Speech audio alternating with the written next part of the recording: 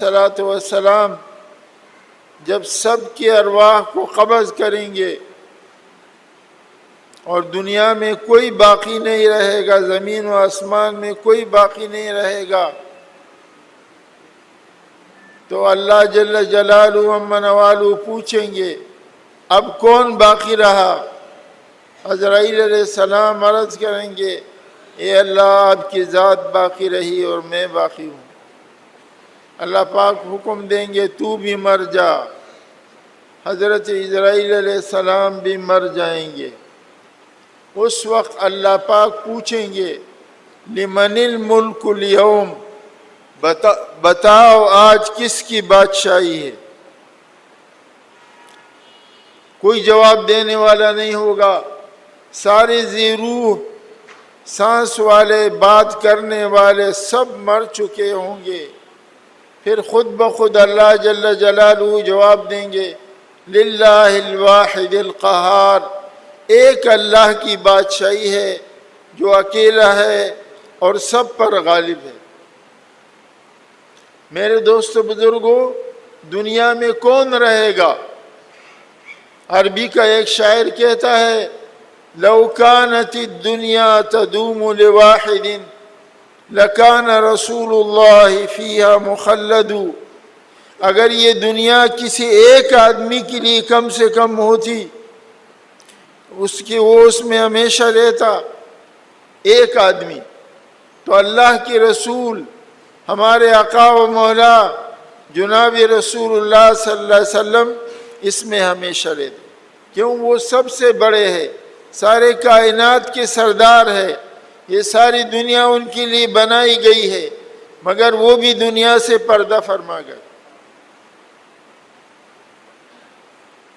اور اس طرح دنیا سے گئے کہ دنیا کی کوئی چیز ان کے گھر میں نہیں تھی، دنیا کوئی نہیں تھی، کمرہ اتنا چھوٹا کہ جب اس میں لیٹتے تھے تو ایک پاؤں ایک دیوار سے لگتا تھا اور سر دوسری دیوار سے لگتا تھا۔ حضرت عائشہ صدیقہ رضی اللہ تعالی عنہ فرماتی ہے کہ آپ صلی اللہ علیہ وسلم جب تہجد کی نماز پڑھتے تھے تو میں جب آپ صلی اللہ علیہ وسلم سجدے کے لیے تشریف لے جاتے تو میں اپنے پاؤں سکیڑ دیتی، اور جب سجدے سے سر اٹھاتے پھر میں پاؤں پھیلاتی۔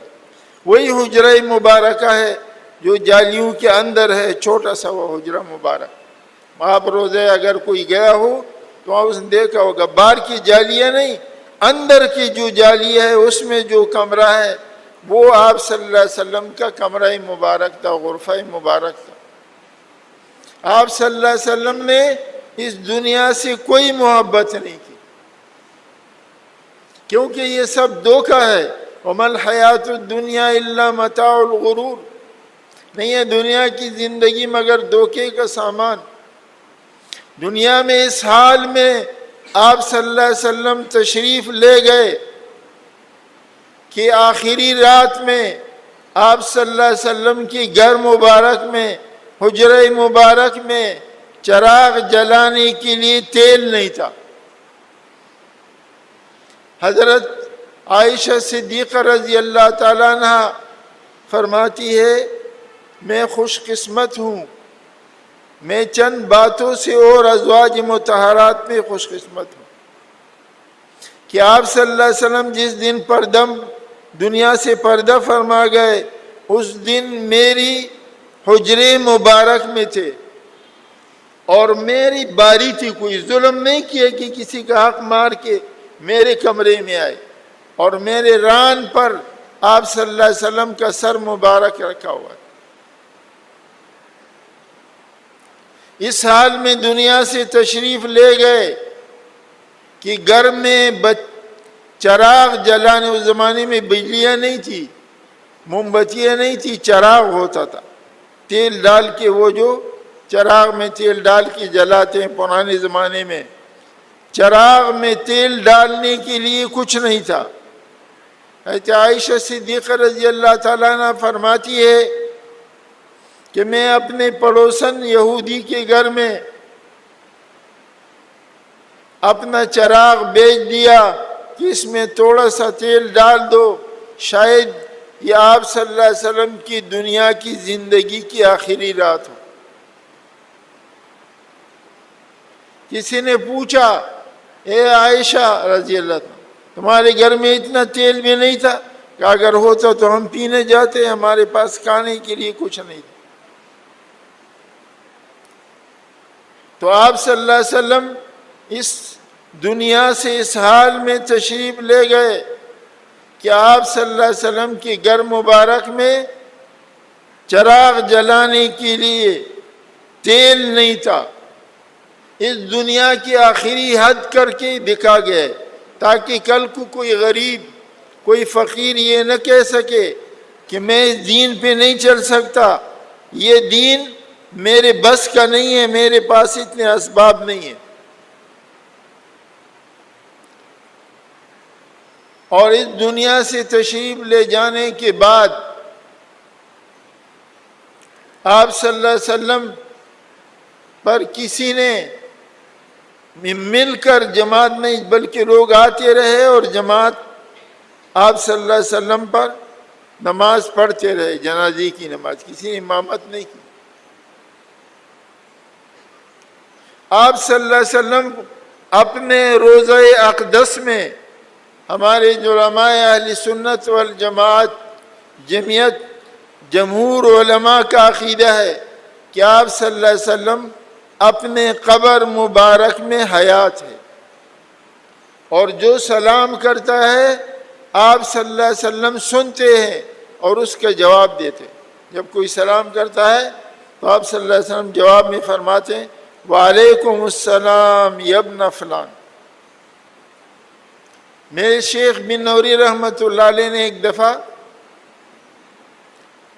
عجیب بات اپنا خواب سنایا، کہا مجھے دل کے اندر یہ شک تھا کہ یہ جو آتا ہے حدیث میں، آدمی کو جب نہلاتے ہیں اس کو پتہ ہوتا ہے وہ، لہذا تم زور زور سے اس کو مت ملو اور زیادہ تکلیف مردے کو مت دو۔ دوسرا، قبر میں جب رکھ دیا جاتا ہے تو آپ صلی اللہ علیہ وسلم ہر ایک سلام پڑھنے والے کا جواب دیتے۔ تو حضرت فرماتے ہیں میں نے خواب دیکھا۔ خواب اگرچہ کوئی دلیل شرعی نہیں ہے، لیکن ایک دل کی اطمینان کے لیے، پھر اللہ والوں کا خواب کہتے ہیں نیک خواب نبوت کی 46 حصوں میں سے ایک 46واں حصہ ہے۔ فرماتے ہیں میں نے خواب دیکھا کہ میرا انتقال ہو گیا اور میرا جنازہ تیار ہے، لوگ مجھے غسل دے رہے، میں سب دیکھ رہا ہوں، سب کچھ دیکھ رہا ہوں۔ اس کے بعد مجھے قبر میں رکھ دیا گیا، یہ منظر بھی میں دیکھ رہا ہوں۔ پھر لوگوں نے میرے اوپر مٹی ڈالا اور مٹی ڈال کے جانے لگے۔ تو حدیث شریف میں آتا ہے جب مردے کو قبر میں دفن کیا جاتا ہے اور زندے اس پر مٹی ڈال کے جانے لگتے ہیں تو یسمع خفق نعالہم، یہ مردہ ان کی جوتوں کی آواز سنتا ہے۔ فرماتے ہیں میں یہ آواز سن رہا تھا، لوگوں نے مجھے دفن کر دیا، میں چلا گیا۔ اب آپ صلی اللہ علیہ وسلم اپنے روضہ مقدس میں کیسے ہیں، اس کے بارے میں دیکھو دو رائے ہیں، تین رائے، تیسرا تو ہم نہیں کہتے، نہ ہمیں اس کی قائل کہ آپ کی روح جو ہے وہ علیین میں ہے، یہاں کچھ بھی نہیں ہے۔ حضرت مولانا قاسم نانوتوی رحمۃ اللہ علیہ کا نظریہ یہ ہے، عقیدہ یہ ہے کہ آپ صلی اللہ علیہ وسلم کی روح مبارک کو جسم مبارک سے نکالا نہیں گیا، بلکہ اس کو ایک جگہ سمیٹ لیا گیا۔ آپ کے جسم مبارک کو پورے بدن سے سمیٹ کر ایک حصے میں رکھ دیا گیا، اور جب قبر مبارک میں رکھ دیے گئے پھر آپ کا جسم مبارک میں وہ روح کو پھر دوبارہ پھیلا دیے۔ وہ فرماتے روح نکالی نہیں گئی، لیکن عام جمہور علماء کرام یہ فرماتے ہیں کہ آپ کی روح مبارک کو تو نکال دیا. حضرت علیہ السلام نے جب پوچھا آپ کو دنیا میں رہنا ہے یا جانا ہے، فرمایا اللہم برفیق الاعلی، اوپر والے دوست سے مجھے جا کے ملنا ہے. تو آپ صلی اللہ علیہ وسلم کی روح مبارک کو نکال دیا گیا، اور نکالنے کے بعد علیین میں لے گئے، جو 7 آسمانوں کے اوپر نیک ارواح کی جگہ ہے. نیک اللہ والوں کی، نیک لوگوں کی روح ارواح کو وہاں جمع کیے جاتے. پھر جس وقت آپ کو قبر مبارک میں دفن کیا گیا، رکھ دیا گیا، تو آپ کی روح مبارک کو کنیکشن دوبارہ آپ کے جسم مبارک سے لگا دیے گئے. جیسے بجلی کا کنیکشن پاور ہاؤس سے یہاں آ رہا ہے، اب یہ بجلی پوری جل رہی ہے، پوری روشنی دے رہی ہے، تو اس طرح آپ کا جسم مبارک زندہ ہے. اس لیے فرمایا الانبیاء واحیاء فی قبورہم یصلون، تمام انبیاء کرام علیہ السلام زندہ ہے اور اپنے قبروں میں نماز پڑھ رہے ہیں. اس لیے معراج کی رات میں آپ صلی اللہ علیہ وسلم نے ارشاد فرمایا میرا گزر حضرت موسیٰ علیہ نبینا علیہ السلام پر ہوا، میں نے دیکھا کہ وہ قبر میں نماز پڑھ رہا ہے. اور لیکن اس نماز پڑھنے پر کوئی ثواب نہیں ملے گا. حضرت مولانا عبدالواحد صاحب رحمۃ اللہ علیہ لاہوری، جو بہت بڑے بزرگ ہیں لاہور میں، مجدد الفسانی رحمۃ اللہ علیہ کے خلیفہ ہے، وہ فرماتے ہیں قبر میں نماز نہیں ہوگی. نماز سے اتنا عشق و محبت تھا. آج ہم نماز سے بھاگتے ہیں، جلدی کی جتنا جلدی ہو جائے جان چھوٹ جائے. کہا قبر میں نماز نہیں ہوگی؟ کہا نہیں، قبر تو نماز پڑھنے کی جگہ نہیں ہے، قبر تو آرام، مومن کے لیے آرام سونے کی جگہ. فرمایا اس قبر میں کیا مزہ ہوگا جس میں نماز نہیں ہوگی.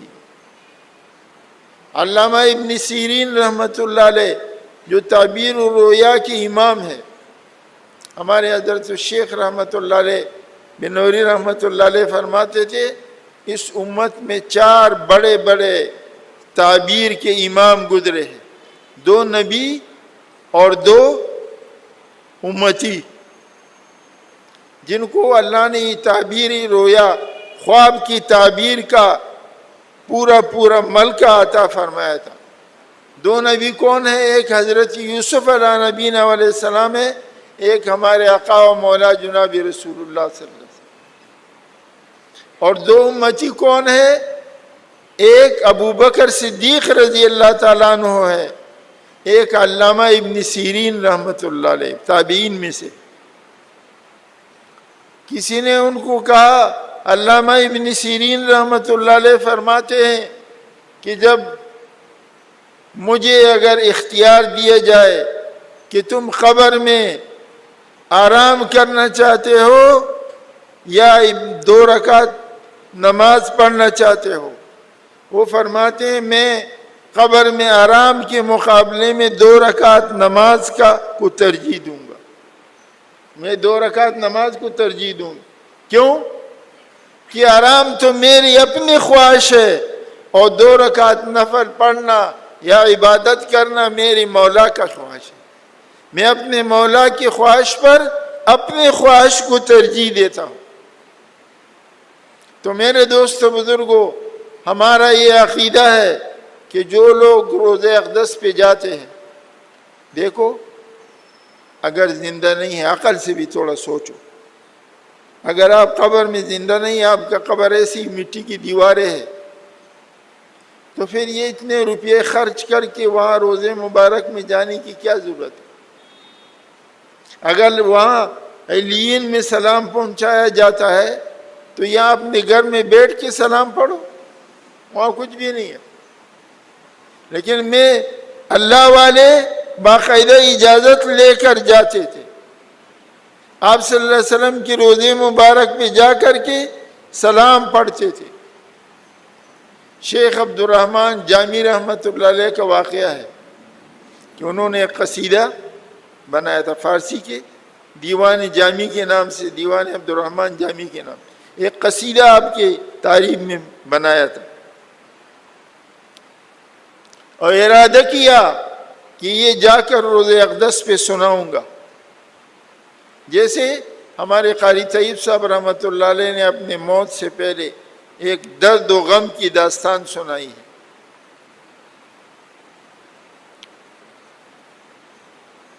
تو جب رات کو بادشاہ وقت کو خواب آیا کہ یہ فقیر آ رہا ہے، اس کو میرے قریب آنے سے روک دو، یہ فقیر آ رہا ہے، اس کو میرے قریب آنے سے روک دو.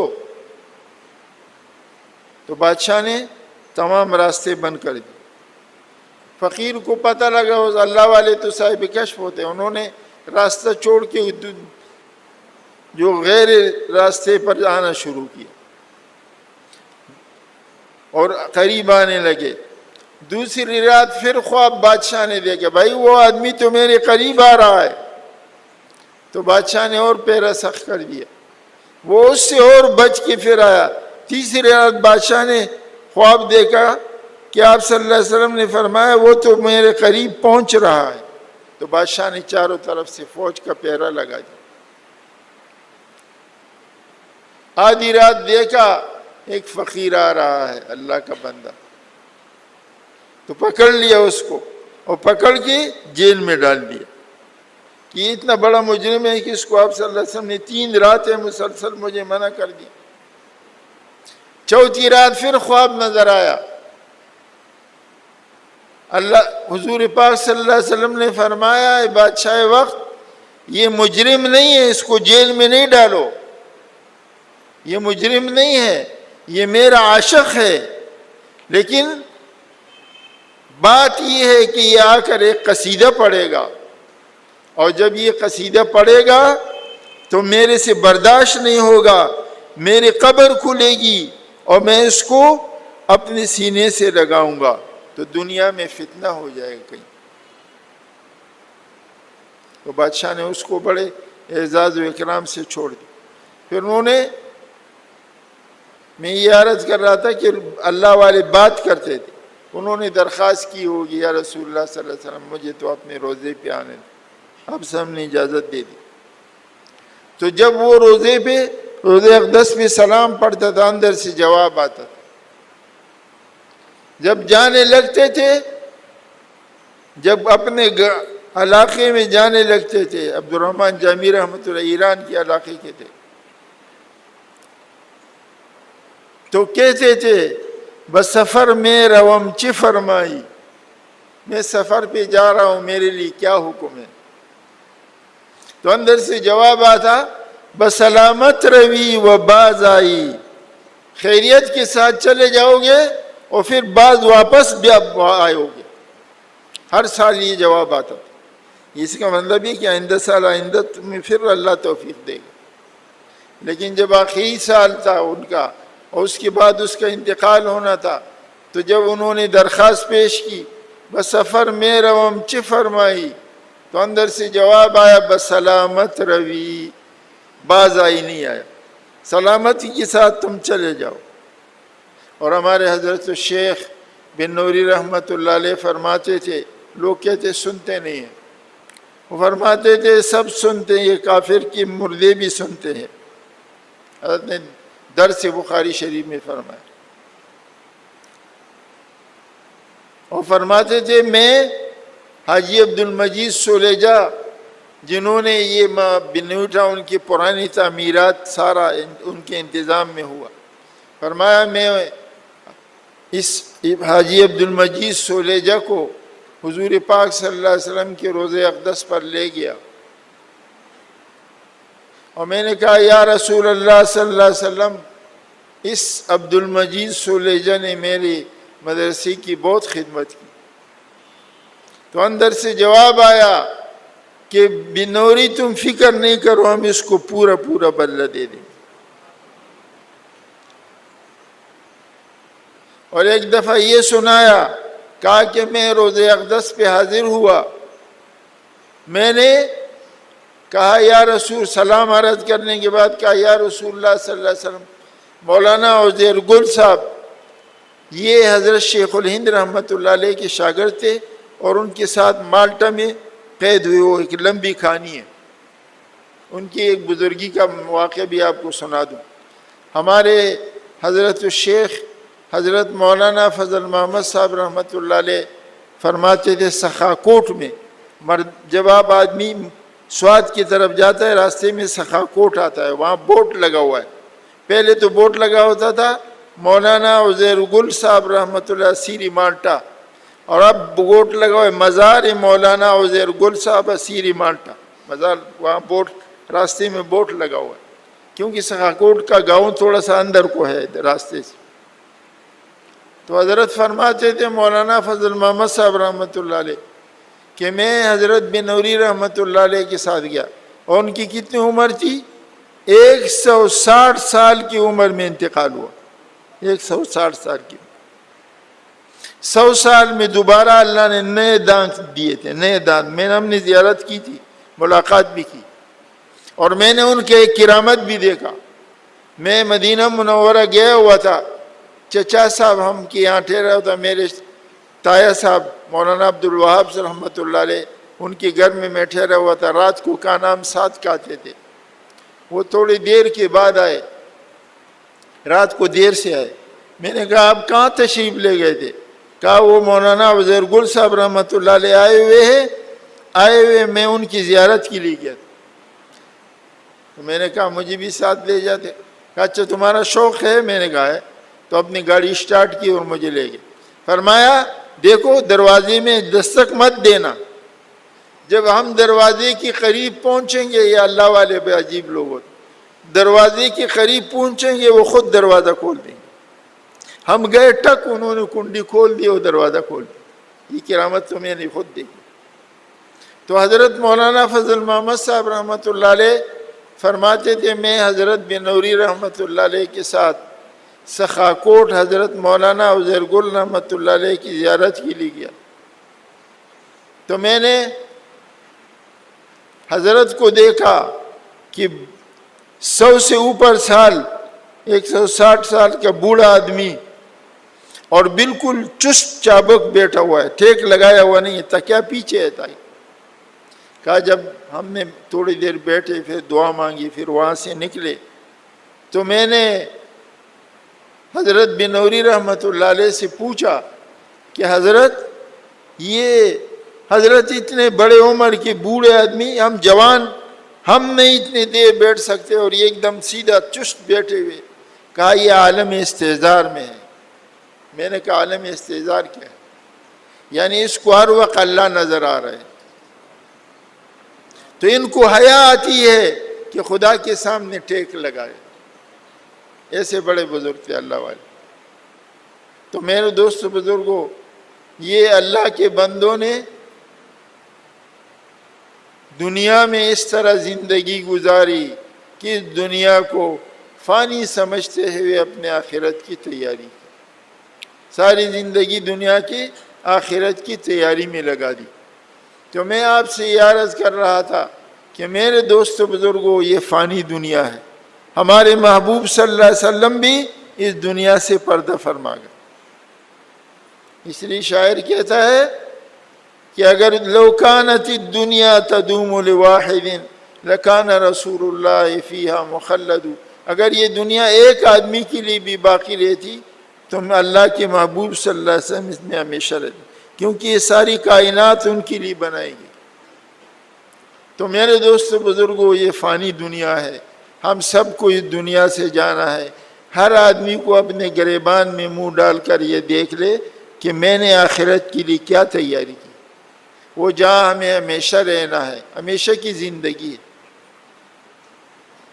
اس لیے ان حضرات کے جانے اور ان کی دنیا سے پردہ فرمانے کا یہ سبق ہمیں لینا چاہیے۔ ہمارے حضرت حاجی شفیع صاحب رحمۃ اللہ علیہ ہمارے چلو کے امیر تھے۔ اب پرسوں جمعے کی نماز میں ہم نے ان کا جنازہ پڑھا۔ کیسے اللہ والے تھے؟ مولانا یوسف دہلوی رحمۃ اللہ علیہ کے ساتھ 1954 کے زمانے میں چلہ لگایا تھا، افریقے میں 4 مہینے لگائے تھے. تیسری جب آئے تو اپنے دکان کا نام افریقن جویلر رکھا. اور میرے وہ جو پرانا ہمارا کمرہ تھا، انتقال سے پہلے 3 سال پہلے آئے اور مفتی حنیف صاحب نے ایک وصیت نامہ لکھا ہے کہ مرنے والا اپنے لیے کیا وصیت کرے، اور اپنے میرا تو وصیت نامہ میرے ہاتھ سے لکھوایا، اور پہلے اپنے بھائیوں کا حصہ، پھر اس کے بعد اپنے بیٹوں کا حصہ تقسیم کیا. پھر بیچارے گھر میں گر گئے، پہلے گھٹنوں میں درد آیا تو مسجد پہلے جمعہ آتے تھے، پھر گھٹنوں میں زیادہ درد بڑھ گیا تو جمعے میں بھی نہیں آ سکتے تھے، پھر گھر میں گر گئے تو صاحب فراش ہو گئے.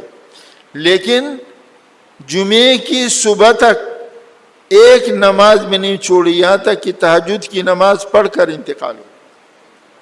ایسا فکر تھا دنیا کا، اور جمعے کا مبارک دن ان کو مل گیا. تو میرے دوستو بزرگوں، یہ فانی دنیا ہے، ہم آپ سب کو اس دنیا سے جانا ہے. ہم کو اس کے لیے تیاری کرنی پڑے گی. اسی تیاری کے لیے یہ حلقے ہوتے ہیں، یہ اجتماعات ہوتے ہیں، اور یہ ذکر ہوتا ہے. اب تھوڑی دیر کے لیے اللہ کا ذکر کریں گے تاکہ ہمارا یہ کھویا ہوا سویا ہوا دل اللہ کی یاد سے آباد ہو جائے. ہمارے یہاں ذکر قلبی ہے جو زبانی ذکر پر 70 گنا زیادہ ثواب رکھتی ہے. اس کا طریقہ یہ ہے، دونوں آنکھیں بند کر دو تاکہ ادھر ادھر نگاہ نہ جائے، دونوں ہونٹ ملا لو، زبان کو اوپر کی تالو کے ساتھ لگا لو تاکہ حرکت نہ کرے. سانس کو ناک سے لیجئے، دل کے اندر جو الٹے پستان سے 2 انگل نیچے پہلو کی طرف ہے، اس دل کے اندر خیال کیجئے کہ میرے اس دل کے اندر اللہ جل جلالہ و منوالہ کے ذکر مبارک کے انوارات و تجلیات کا نور حضور اکرم صلی اللہ علیہ وسلم کے قلب مبارک سے، سینہ مبارک سے، اس سلسلہ عالیہ نقشبندیہ کے بزرگان دین کے توسل سے آ رہا ہے، جس سے میرے دل کے اندر گناہوں کے زنگ، ظلمات، اندھیرات، خطرات، کدورات سب کو جلا دیتا ہے. اور میرا دل کہتا ہے اللہ اللہ اللہ